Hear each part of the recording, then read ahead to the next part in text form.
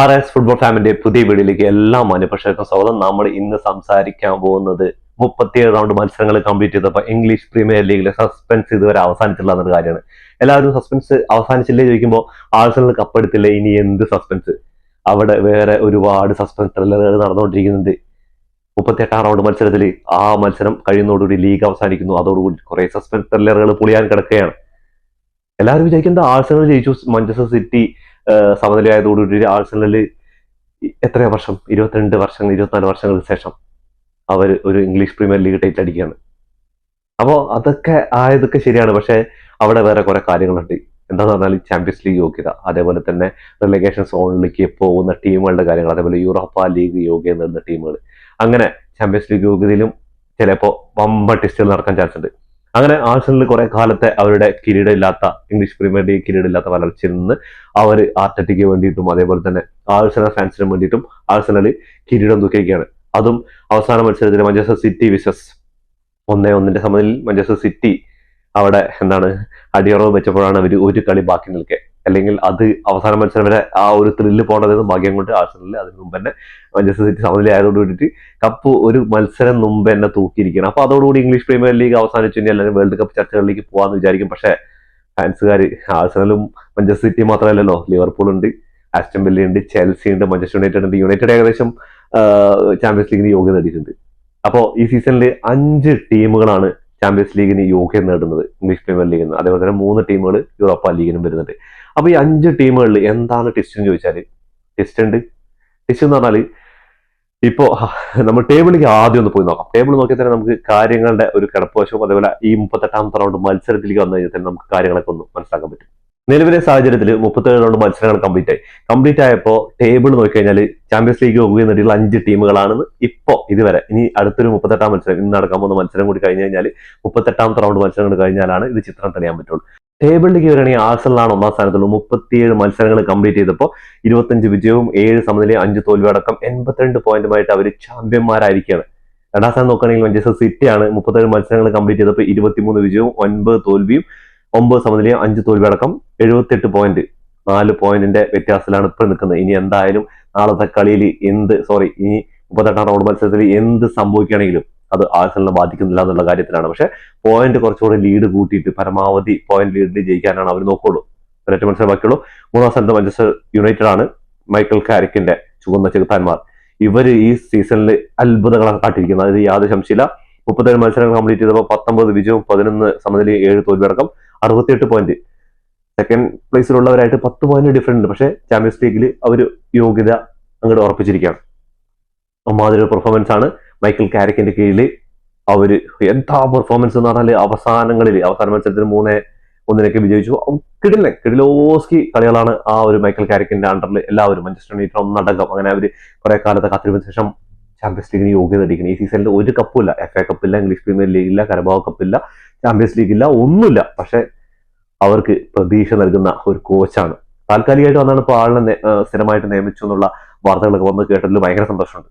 ഞാൻ കുറെ വീഡിയോകൾ പറയുന്നുണ്ട് എന്തുകൊണ്ട് ഈ ചങ്ങായിനെ താൽക്കാലികമായിട്ട് നിർത്താൻ അങ്ങോട്ട് ഉറപ്പിച്ചുകൂടെ എന്ന്. അടുത്ത വർഷമെങ്കിലും ആ ചങ്ങായിയുടെ മുടി അങ്ങോട്ട് വെട്ടിയിട്ട് 5 കളി കണ്ടിന്യൂസ് ആയിട്ട് ജയിച്ചിട്ട് ആ മുടി അങ്ങോട്ട് വെട്ടിയിട്ട് ആ ചങ്ങായിയുടെ അങ്ങോട്ട് ആ ഒരു നിർത്തി കൊടുക്കണമെന്നാണ് എൻ്റെ ഒരു അഭിപ്രായം. അതെന്തായാലും അടുത്ത സീസണിൽ മാഞ്ചസ്റ്റർ യുണൈറ്റഡ് കാണിക്കും. അവർ ഒരുപാട് ഇനിയിപ്പോൾ പുതിയ സൈനികളിലൊക്കെ ഒരുപാട് പ്ലേയേഴ്സിനെ അവർ നോട്ടമിട്ട് വെച്ചിട്ടുണ്ട്. മിഡ്ഫീൽഡിലേക്ക് ഒരുപാട് സൈനിങ്, അത് നമുക്കാണെങ്കിൽ ഒരു വീഡിയോ തന്നെ ചെയ്യേണ്ട അത്രയും പേര് ഷോർട്ട് ലിസ്റ്റ് ചെയ്തിട്ടുണ്ട്. അപ്പോൾ 4-ാം സ്ഥാനത്തുള്ള ആസ്റ്റൺ വില്ലയാണ് 37 മത്സരം കംപ്ലീറ്റ് ചെയ്തപ്പോൾ 18 വിജയവും 8 സമനിലയും 11 തോൽവിയടക്കം 62 പോയിന്റ്. ഒരു കാലത്ത് ഇംഗ്ലീഷ് പ്രീമിയർ ലീഗ് തുടങ്ങി 10 മത്സരങ്ങൾ കഴിഞ്ഞപ്പോൾ 2-ാം സ്ഥാനത്തും അതേപോലെ തന്നെ 1-ാം സ്ഥാനത്തൊക്കെ ചിലപ്പോൾ ഈ സീസണിൽ ഇംഗ്ലീഷ് പ്രീമിയർ ലീഗ് ടൈറ്റിൽ അടിക്കുന്ന വരെ എമറി ഈ ചങ്ങായിയുടെ കീഴിൽ ആസ്റ്റൺ വില്ല അടിക്കുന്നു വിചാരിച്ചു. പക്ഷെ ആസ്റ്റൺ വില്ലയ്ക്ക് ഇംഗ്ലീഷ് പ്രീമിയർ ലീഗും ചാമ്പ്യൻസ് ലീഗും ഒന്നും താല്പര്യമില്ല. കരബാവ് കപ്പ്, FA കപ്പ് ഒന്നും താല്പര്യമില്ല. അവിടെ നേരെ പോയത് കോച്ചാരം നോക്കണം. ഈ ചങ്ങായിക്ക് യുഎഫ ചാമ്പ്യൻസ് ലീഗും വേണ്ട, യൂറോപ്പ ലീഗ് മതി. യൂറോപ്പ ലീഗാണ് ചങ്ങായിക്ക്. എന്താണെന്ന് പറഞ്ഞാൽ 4 യൂറോപ്പ ലീഗ്, അതിപ്പോ വ്യത്യസ്തമായ ക്ലബ്ബുകൾ. സെവില്ലയ്ക്ക് വേണ്ടിയിട്ട് എടുത്തിട്ടുണ്ട് 2 പ്രാവശ്യം, അതേപോലെ വില്ലാറിയലിന് വേണ്ടിയിട്ട് എടുത്തിട്ടുണ്ട്, ആസ്റ്റൺ വില്ലയ്ക്ക് വേണ്ടിയിട്ട്. എന്തൊരു കോച്ചാണോ? ചാമ്പ്യൻസ് ലീഗ് വേണ്ട, ഇംഗ്ലീഷ് പ്രീമിയർ വേണ്ട, FA കപ്പ് വേണ്ട, കരബാവ് കപ്പ് വേണ്ട. ഈ ചങ്ങായിക്ക് അടിക്കുകയാണെങ്കിൽ, അതേപോലെ എമി മാർട്ടിനസ് ചങ്ങായി കളിച്ച ഫൈനലുകളൊക്കെ കപ്പ് തൂക്കിയിട്ടുള്ളൂ. അത് ചരിത്രം വീണ്ടും ആവർത്തിച്ചിരിക്കുകയാണ്.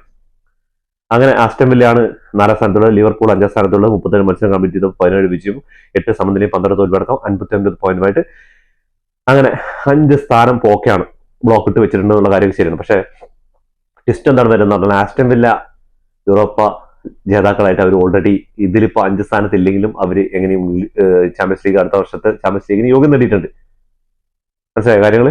അപ്പോ നാളെ നടക്കാൻ പോകുന്ന ഒരു മത്സരം എന്ന് പറഞ്ഞാൽ ലിവർപൂളും ബേൺഫോർഡും കൂടിയുള്ള മത്സരം നടക്കാൻ പോകുന്നുണ്ട്.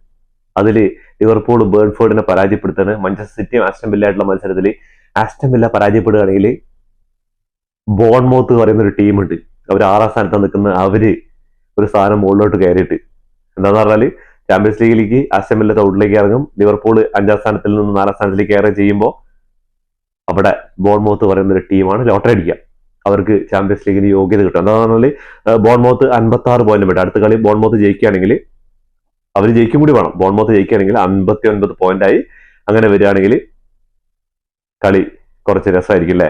ഇംഗ്ലീഷ് പ്രീമിയർ ലീഗിൽ എന്താണ് ആസ്റ്റൺ വില്ല ഓൾറെഡി കയറിയതുകൊണ്ട് 5ാം സ്ഥാനക്കാരായിട്ട് ബോൺമൗത്തിന് കയറാൻ പറ്റും. അങ്ങനെ ഒരു ട്വിസ്റ്റ് ഉണ്ട്. അതേപോലെ തന്നെ യൂറോപ്പ ലീഗിലേക്ക് നോക്കുകയാണെങ്കിൽ പമ്പ ട്വിസ്റ്റാ. യൂറോപ്യൻ ലീഗിൽ ഇപ്പോൾ ബോൺമൗത്ത് കഴിഞ്ഞ് കഴിഞ്ഞാൽ നിൽക്കുന്നത് ബ്രൈറ്റണും അതേപോലെ തന്നെ ചെൽസിയാണ് ഇപ്പോൾ നിലവിൽ 7 മെട്ട സ്ഥാനക്കാർ നിൽക്കുന്നത്. 6ഉം 7 മെട്ട സ്ഥാനക്കാരായിട്ട് ഇങ്ങനെ 3 പേരെ നിൽക്കുന്നത്. അതിന് താഴെ ബേൺഫോർഡ് 52 പോയിന്റുമായിട്ട് നിൽക്കുന്നുണ്ട്, സണ്ടർലാൻഡ് 51 പോയിന്റുമായി നിൽക്കുന്നത്, ന്യൂകാസിൽ 59 പോയിന്റ് നിൽക്കുന്നത്, എവർട്ടൺ 59 പോയിന്റുമായി നിൽക്കുന്നുണ്ട്, ഫുൾഹാം 59 പോയിന്റുമായിട്ട്. ഇത്രയും ടീമുകളിൽ ഏത് ടീമുകളും യൂറോപ്പ ലീഗ് കളിക്കും. നാളത്തെ ഒരൊറ്റ മത്സരമാണ്. അപ്പോ തീപ്പാറില്ലേ, അതാണ് പറഞ്ഞത് ടെസ്റ്റ് കഴിഞ്ഞിട്ടില്ല. ഇനി അടുത്ത ടെസ്റ്റ് വരാൻ പോകുന്നത് റിലേഗേഷൻ സോണിലേക്കാണ്. റിലേഗേഷൻ സോണിന് വേണ്ടി മത്സരിക്കുന്ന 2 ടീമുകളാണ്, ടോട്ടൻഹാം ഹോട്ട്സ്പറും അതേപോലെ തന്നെ വെസ്റ്റ് ഹാം യുണൈറ്റഡും. 17ാം സ്ഥാനത്ത് നിൽക്കുന്ന ടോട്ടൻഹാം ഹോട്ട്സ്പർ 37 മത്സരങ്ങൾ കഴിഞ്ഞപ്പോൾ 38 പോയിന്റ് ആയിട്ട് നിൽക്കുന്നത്. അതേപോലെ തന്നെ വെസ്റ്റ് ഹാം യുണൈറ്റഡ് 37 മത്സരങ്ങൾ കഴിഞ്ഞപ്പോൾ 36 പോയിന്റ് ആയിട്ട് നിൽക്കുന്നത്. അടുത്ത മത്സരത്തിൽ വെസ്റ്റ് ഹാം യുണൈറ്റഡ് ജയിക്കുകയും അതേപോലെ തന്നെ സ്പേഴ്സ് പരാജയപ്പെടുകയും ചെയ്തു കഴിഞ്ഞാൽ വെസ്റ്റ് ഹാം യുണൈറ്റഡ് റിലേഗേഷനിൽ നിന്ന് രക്ഷപ്പെടും. അതേസമയം ഒരു സമനില മതി ടോട്ടൻഹാം ഹോട്ട്സ്പറിന് അവർക്ക് റിലേഗേഷൻ സോണിൽ പോവാതെ ഇംഗ്ലീഷ് പ്രീമിയർ ലീഗിൽ അടുത്ത സീസണിലൊക്കെ. കഴിഞ്ഞ സീസണിൽ ഇതേ അവസ്ഥയൊക്കെയായിരുന്നു, 17 സ്ഥാനത്തേക്കാണ്. 17 സ്ഥാനത്ത് തന്നെയാണ് കഴിഞ്ഞ സീസണിൽ അവസാനിച്ചത്. അപ്പോൾ ടോട്ടൻഹാം ഹോട്ട്സ്പർ അടുത്ത വർഷമെങ്കിലും ടേബിൾ ടോപ്പിൽ ഉണ്ടാവുമെന്ന ഒരു പ്രതീക്ഷയാണ്. പക്ഷെ എനിക്ക് തോന്നുന്നില്ല. അവര് റിലേഗേഷൻ സോണിലേക്ക് പോകാൻ വേണ്ടി കാത്തിരിക്കുകയാണ്. ബാഴ്സയെ പോലുള്ള കുറെ ടീമുകൾ അവിടെ നിന്ന് കുറെ പ്ലേയേഴ്സിനെ ചുടുവ് വിലക്ക് സ്വന്തമാക്കാൻ വേണ്ടിയിട്ട്. അതൊക്കെ നടക്കുമെന്ന് അറിയില്ല. എനിക്ക് തോന്നുന്നു ഒരു സമനിലയെങ്കിലും നേടി. എന്താണ് അവസാന മത്സരങ്ങൾ 1-2 സമനിലേക്ക് നേടിയിട്ടുള്ള കാര്യം ശരി, വിജയം നേടിയിട്ടുണ്ട്. പക്ഷെ ഇവരുടെ കുറെ മത്സരങ്ങൾ നോക്കി 2026 അത്ര നല്ലൊരു വർഷമൊന്നല്ല അവർക്ക്. അപ്പൊ എന്തായാലും അവരുടെ കാര്യം അങ്ങനെ നടക്കണം. അപ്പൊ നമുക്ക് അടുത്ത 38ാമത്തെ റൗണ്ട് മത്സരങ്ങൾ ആരൊക്കെയാണ് കളിക്കാൻ നോക്കി കഴിഞ്ഞാൽ ഭയങ്കര രസമായിരിക്കും. ആദ്യ മത്സരം ബ്രൈറ്റണും മാഞ്ചസ്റ്റർ യുണൈറ്റഡും തമ്മിലാണ്.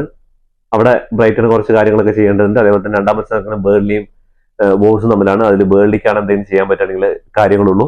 അതേപോലെ അടുത്ത മത്സരം നമുക്ക് ക്രിസ്റ്റൽ പാലസിന്റെ ഹോം ഗ്രൗണ്ടിൽ വന്നിട്ട് ആഴ്സണൽ കളിക്കുന്നുണ്ട്. ആഴ്സണൽ ഒരു വിജയത്തിൽ കുറഞ്ഞൊന്നും അവിടെ വെച്ചിട്ട് വിജയിച്ചിട്ട് കപ്പും തൂക്കിയിട്ട് കാണികൾക്ക് മുന്നിൽ എന്താ പറയാ അല്ലേ.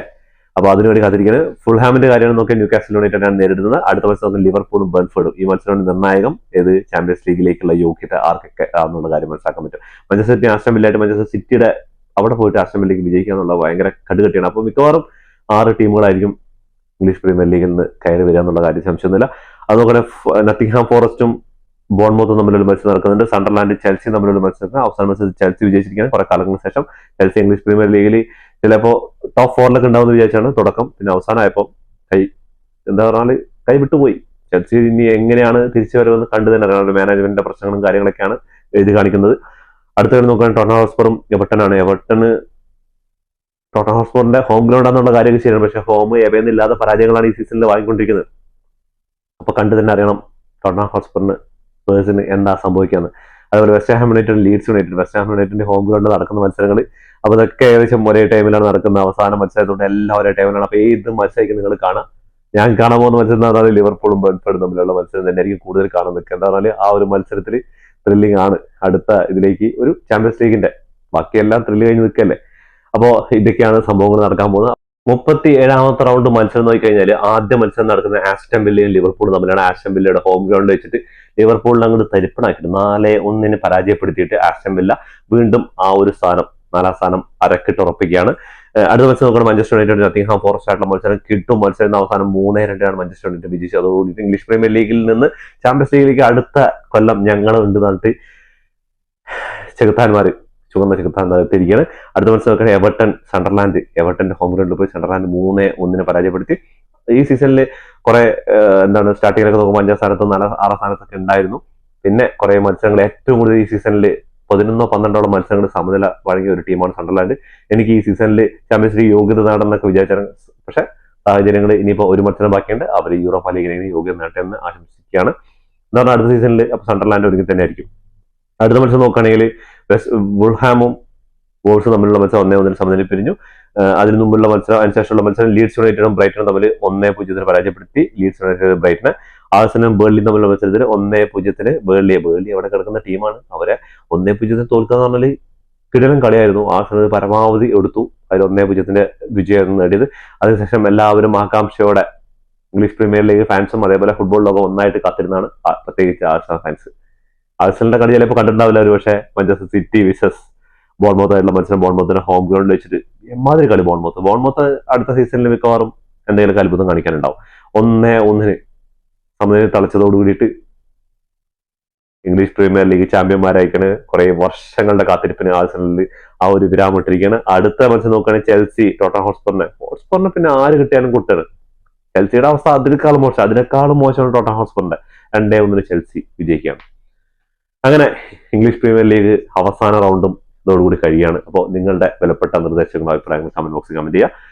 ഇതോടുകൂടി വീഡിയോ അവസാനിക്കുന്നു. ഫുട്ബോൾ ലോകത്തെ പുതിയ വിശേഷമായി വീണ്ടും കാണാം. ഈ വീഡിയോ ഇഷ്ടപ്പെട്ട ലൈക്ക് ചെയ്യുക, ഷെയർ ചെയ്യുക, സബ്സ്ക്രൈബ് ചെയ്യുക. ഇനി തുടരെയുള്ള വേൾഡ് കപ്പ് വീഡിയോയിൽ നമ്മൾക്ക് സപ്പോർട്ടായിട്ട് പാടുന്ന എല്ലാവരോടും അഭ്യർത്ഥിക്കണം.